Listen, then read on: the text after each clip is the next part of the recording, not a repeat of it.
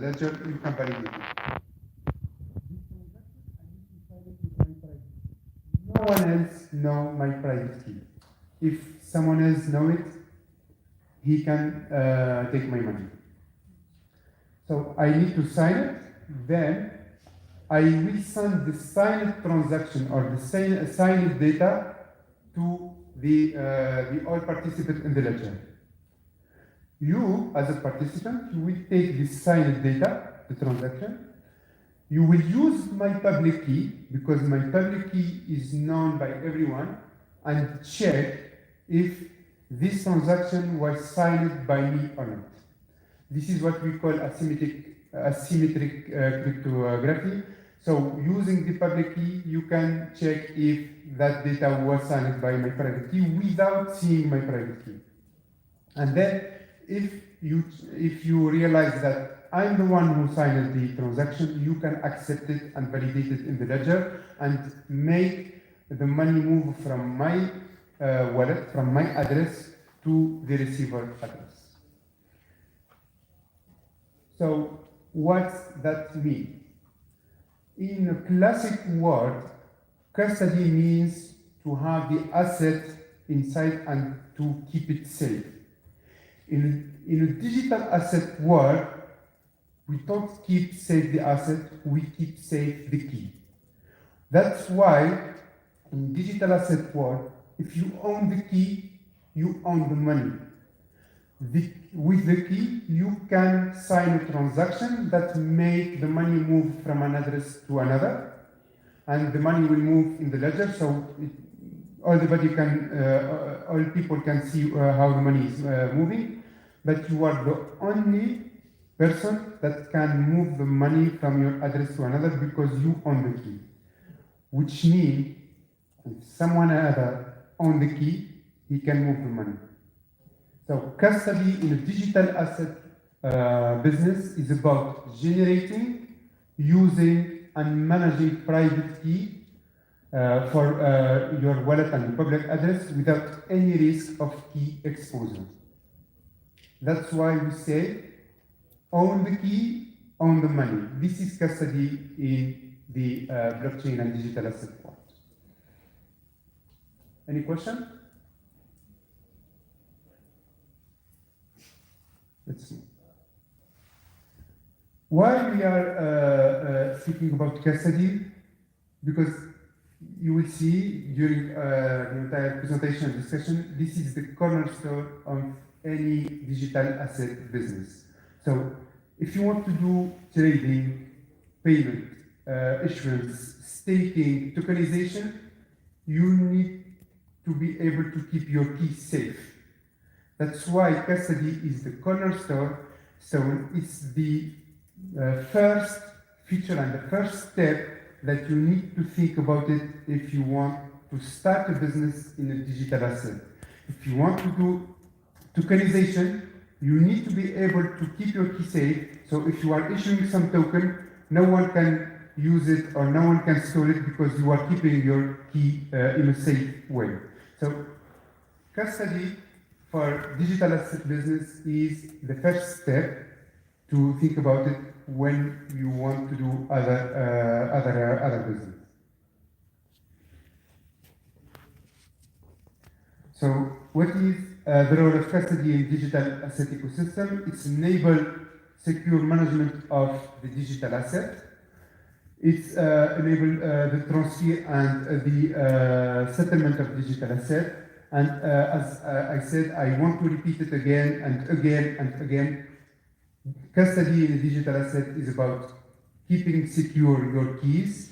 And if you want to do a business in digital asset world, you need to start by having a custody solution. When you will start thinking about your custody solution, there is multiple options. And when I am a customer that want to have a crypto asset, I will need also to think about custody. I will buy Bitcoin, but how I will keep my Bitcoin safe.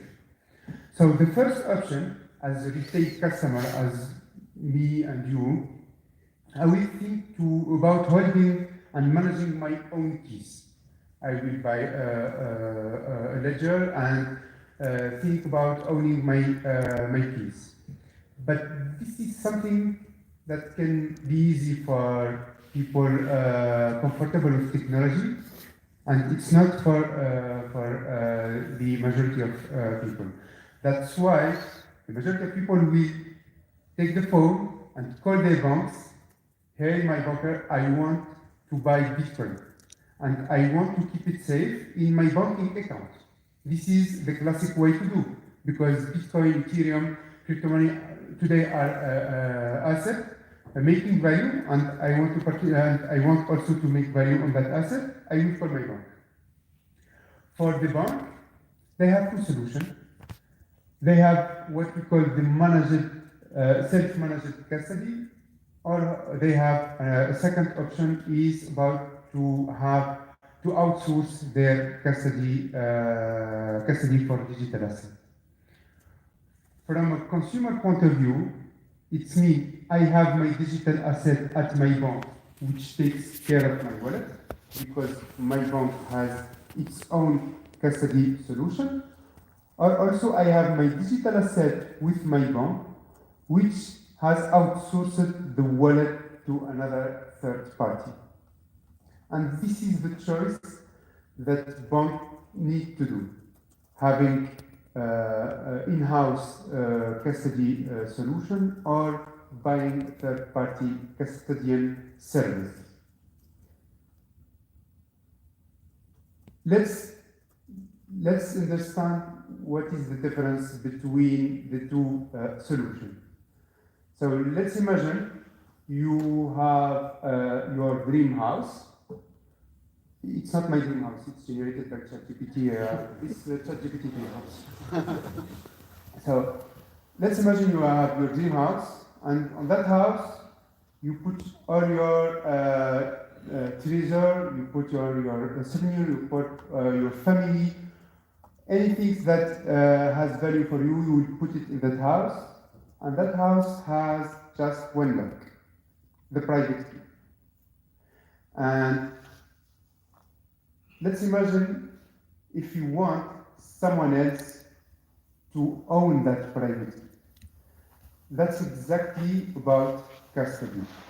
When you have your cryptocurrency, your digital asset, your treasury in your wallet, and your wallet is accessible with the private key, having someone else managing the private key, it's exactly giving the key to someone else to access to your house. And this is why you need to think about who manages the key. And when you are, as a bank, when you are giving the keys to a third party, there is some risk. Your custodian could decide one day to confiscate your asset for any reason, but he can decide it, and you will never access to your asset because he owns the keys and he owns the money. Your custodian might disappear for various reasons, and if he disappears, the money disappears with. It's not a regulated.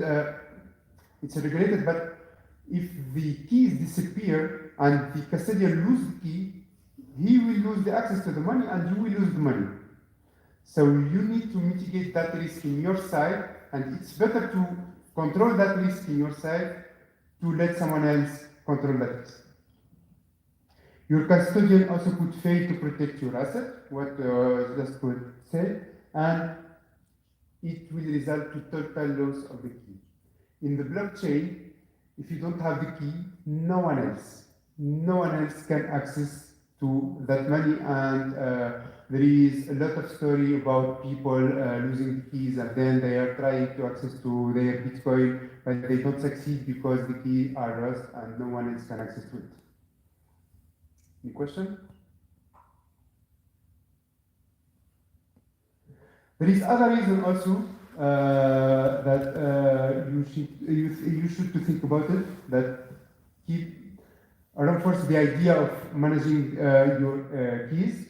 From a business point of view, To ensure an operational continuity, you need to own your keys, because owning your keys, you can access to your asset at any time you need, and you are not obliged to call your third party each time you need to access your asset. And if your third party custodian is down, you need to wait for him. So if you want business continuity, you need to own your own keys. Cost efficiency. If as a bank, if you have your own solution, you will pay for one project implementation for a license, but you will avoid paying that custodian fees every time you are using the platform. Reputation management. In a digital asset world, being able to keep safe your keys is a very important information that can be taken in your reputation management. Today, I will call my bank, I will ask if they have their own custodian solution, and if they have their own custodian solution, for me, I can trust them. But if they told me they are using another custodian solution or another custodian, I would prefer to call that custodian and to see if they are able to manage in a safe way my digital asset. Strategic flexibility. Owning your keys will allow you to move faster if you need to add new business. For example, if you want to do tokenization, you own the keys, you own the integration, you can do it very quick and very faster. For staking also, but if you are not the owner of the key, you will depend on your custodian. Risk mitigation, and I will speak about the risk mitigation just in the next slide. Other reason can be the regulation. Personally, I worked with at least 5 regulations, because I worked with multiple clients in multiple countries, and all of them was obliged to have the key in-house, because the regulation on their country says clearly, if you want to offer digital asset business to your client, you need to keep the key in-house. For example, in Turkey, all the banks have the entire platform in-house. It's regulation application, and they need to manage the entire digital asset platform and the keys in-house. In Europe also, for the banks, they need to manage their key in-house. In Singapore, for example, HSBC started with using our solution, but with a sub-custodian, which is Coinbase at first, but very quickly they moved to a solution with managing the key in-house, because the regulation was very clear. If you want to offer digital asset to your client, keep the key in-house. Because regulators are thinking that keeping key in-house allows to keep safe the asset and to have minus risk about that asset class. But keeping the key in-house can have 2 major risks. It can also, for any solution, you need to have risk, and you need to manage that risk. Keeping the key in-house have 2 major risks. Losing the key, because you are keeping there in your side, so you can lose it. And the second one is someone use your key, the misuse of the key. And based on our experience and different implementation that we did with different clients, today we built experience about how we can manage that 2 risks, the loss of the key and the misuse of the key.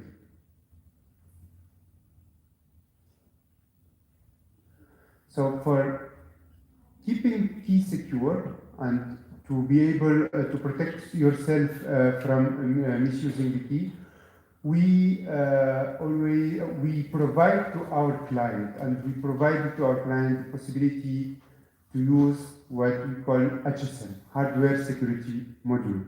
Banks are very comfortable with HSM usage. They were using HSM since decades, so they all know what is an HSM. They all have security team that master and manage their HSM, because today they are using HSM for payment purpose, for certification signature. So banks are very comfortable with HSM. And when we told them that you can use custody solution with your in-house HSM, they were very happy about that. And today, the majority of the banks, I can say all of them, use HSM to secure their keys. And when I say use HSM, for example, Ripple Custody Solution is able to use different technology like Talestuna, IBM Linux One, Ultimaco, also a cloud HSM solution. And the HSM is a hardware security module solution that well built to sign and to use and manage the key in a secure way. So this is our first recommendation for the bank to avoid the key loss and the key misuse. We built also a governance module that will help our client protecting themselves from the key misuse. So the key are in the HSM, but if someone can access to that key, he can sign transaction and he can steal the money. And when you are using a custody solution backed by an HSM, you need at a certain time to access to that key to sign the transaction, because you will submit transaction, you will create a wallet, you will receive a transaction. So the idea was to build a governance layer and a governance module in that software to avoid accessing to the key without the control. And this governance module is built using the cryptographically process. So even to access to HSM, you will need to sign with a private key. But this is not a blockchain key, it's related to user key. So we are also creating a layer on top of the security of the blockchain and on top of the software that will request signing and a signature. And this governance engine will request some signature from the user, and this signature will go through the governance engine to apply some policy and workflow. And that policy is pretty similar to classic banking workflow. So classic bankers are very happy to use it because it's pretty similar. Nothing changed during their daily, but behind the scene it's signed cryptographically, and it allows us to protect ourselves from accessing, protecting our keys from someone that wants to misuse it. So that governance engine will avoid bypassing the governance workflow.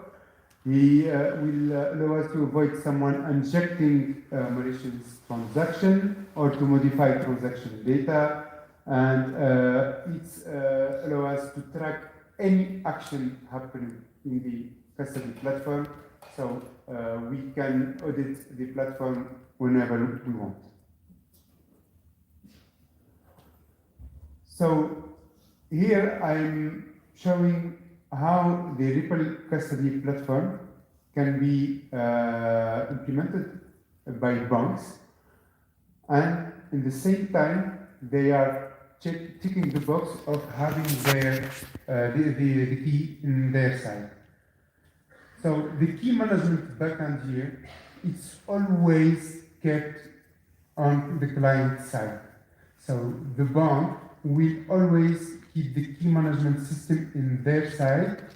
In a safe way, the key management system is managed by their security team. No one can access to it, and they are all happy with that, because also regulator oblige them to do it in that way. Now, the software part, in the other part, can be on-premise. So it can be built in-house or SaaS. For example, Turkish clients are all building the application on-premise. It's a regulation obligation. So they are all choosing the on-premise option. In European Union, it's different. They want all to keep the key management backend in their hand, but they are choosing the SaaS solution because the SaaS is just software on which we will have also the governance engine. It will allow them also to have this high availability and to not oblige to manage that software themselves. And in the meantime, they are keeping the key safe in-house. Now, for the killers, to protect from the killers, we are always recommending to our client to have a backend of their HSM. So they have first HSM that is used daily, but his backend, but another HSM, and I will explain how this backend can take the hand if the first one is down and still sign and generate the keys in the same way done by the first instance. So let's imagine they lose one HSM. With the private key, they will be able to have the second one working fine, and they will have business continuity. So the question that you can ask me now, okay, how the second HSM is working in case of the first one is down, and how if we lose both HSM, how we can do? HSM are initiated by the bank, but by what we call the trusted key ceremony. When you buy a new HSM, it's a hardware, you need to initiate it. You need to insert a smart card, at least 3-4 smart cards, and these cards are obtained by multiple people in the bank. And those people, as a best practice, don't need to be in same location, because if they regroup the cards, they can initiate the HSM with the same master key. So the HSM is initiated with a master key, using that card, and this master key is just held inside the HSM. No one can access to it, and even the people who are managing the HSM cannot access to it, and this master key is used for all the key generation inside the HSM. So your blockchain keys are generated from this master key. And if you lose the HSM and you regroup the different master cards and you initiate it with the same master card, you will have the same master key, and you can regenerate again the same private key. So that's how, in case of losing the HSM, you can initiate another one with the same ceremony, with the same master key, and you can still working. And this master key and the HSM are all managed by the bank. So Ripple Custody as a solution provider will never see this ceremony, will never know when it happened, who have the cards. All that process is managed by the bank. There is other point that we are taking care about is in case of nuclear event. What is the nuclear event? Let's imagine Ripple disappear. Tomorrow Ripple disappear. What about the client? So when we are implementing Ripple Custody with client and banks, we will explain them a full process about how they can extract all the blockchain key and keep working even if Ripple disappear. And this is also a regulation obligation in Europe. European Union are obliging all the banks that they want to have custody in-house or they want to offer digital asset to present their process about how they will act if Ripple disappears, just to be free from any dependency with Ripple.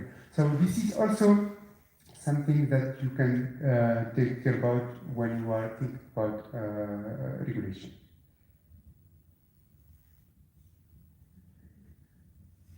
Okay, so before starting explaining other point, I want to ask you if there is any question about the keys, the custody. Is clear? Happy? So a custody solution need to present three pillars. First pillar is the safekeeping. So obviously you are using a custody solution, you need to be able to keep safe your asset. This is the first pillar that we already talked about. The second one is the control. And what's in the control? So when you are in a banking world, to have an operation executed, it's not just banking. Sometimes it needs to go through workflow, through compliance check, through management approval. So a perfect custody solution needs also to offer that engine to build an entire workflow on top of using and managing the keys and accessing to the blockchain.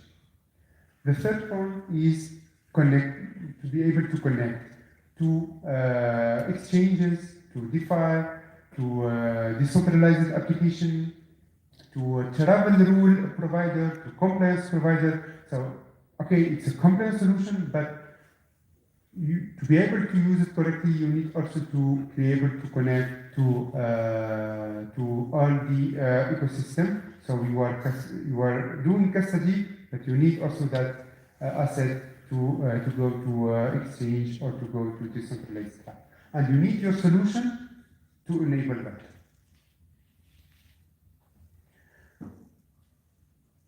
When I addressed the key management system, I just addressed the HSM option, because this is the option preferred by bank, because it allows them to keep the key in-house. But keep in mind that there is also a second way to manage the key using MPC, which is multi-party competition. And this way is preferred by fintech and crypto native company, because it's a digital asset without being licensed to offer digital asset to their client. It's just for their users. So that's why it's preferred by crypto native and fintech, because it's more fast, it's more easy to implement, but they are not also obliged to get a license to have digital asset in-house. Another point that most of regulation also